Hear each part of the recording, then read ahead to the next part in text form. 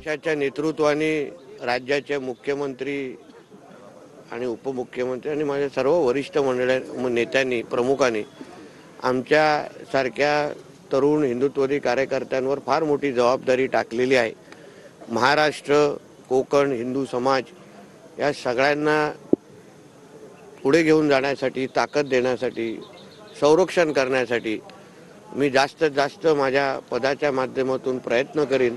माझ्या खांद्यावर टाकलेली जबाबदारी ही 100% कशी प्रामाणिक पद्धतीने पार पाडता येईल या दृष्टिकोनातून माझी पावलं टाकेल। विरोधक आता 10 वाजता ईव्हीएम विरोधात आंदोलन करताना पाहायला मिळणार आहेत। सरकार म्हणून त्यांना कशा प्रकारे उत्तर दिलं? शेवटी हेच आंदोलन अगर लोकसभेच्या नंतर केलं असतं तर लोकांना त्याच्यावर विश्वास पण बसला असता।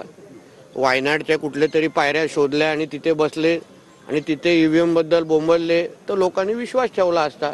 आता लोकांनाही माहिती आहे की हे हिंदू द्वेषाचं राजकारण आहे। जेव्हा वोट जिहाद झाला तेव्हा हे लोकांना काहीच वाटलं नाही, काहीच दिसलं नाही, तेव्हा हिरवा गुलाल उडवायचे।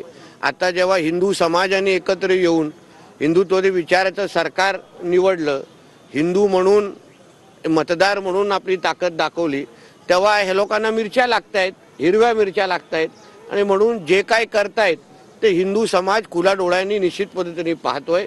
म्हणून ह्या ईव्हीएमच्या ह्या आंदोलनाला काही अर्थ नाही, काही महत्त्व नाही। तुम्ही एक ट्विट जे आहे ते काल केलं होतं उद्धव ठाकरेंना निलेश राणेजींनी केलेलं।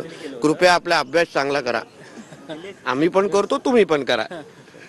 सर, मातोश्रीच्या बाहेर हिंदू गब्बर म्हणून तुमचे बॅनर्स लागलेले आहेत मंत्रिपद शपथ घेतल्यानंतर। याउलट तुमच्या बंधूंनी सुद्धा एक ट्विट केलेलं आहे निलेशजींनी की उद्धव ठाकरे राणे कुटुंबाला संपवण्याचा प्रयत्न। मला असं वाटतंय निलेशजी ह्याचं उत्तर देण्यासाठी सक्षम आहेत।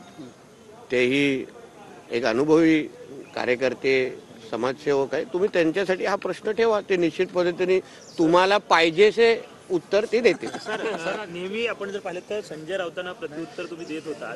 आता काही शुभेच्छा आल्यात का मंत्रिपद झाल्यानंतर संजय राऊतांच्या?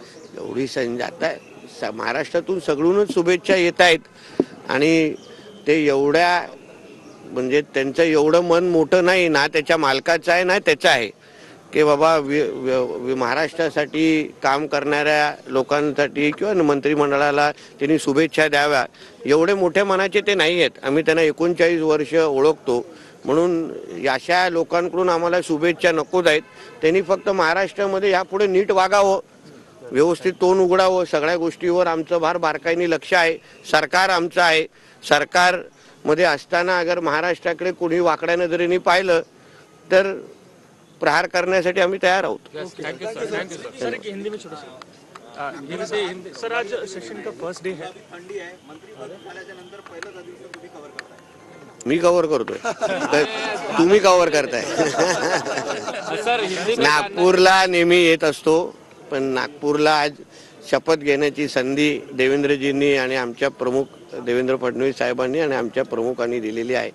मला वाटतं नागपूरचा अनुभव आम्ही नेहमी घेत आलेलो आहे। आता आमच्या माध्यमातून जास्त थंडी असल्यामुळे आमच्या सगळ्यांचा रोल मोठा असतो, कारण का हीटरची गरज असते। सर, हिंदी में जानना चाहेंगे, आज पहला अधिवेशन है तो आप मंत्री होने के बाद ये वाली है क्या? नहीं, आज विंटर सेशन का पहला दिन है। आज मैं मंत्री बन के आज विधानसभा में आया हूँ। बहुत बड़ी जिम्मेदारी है।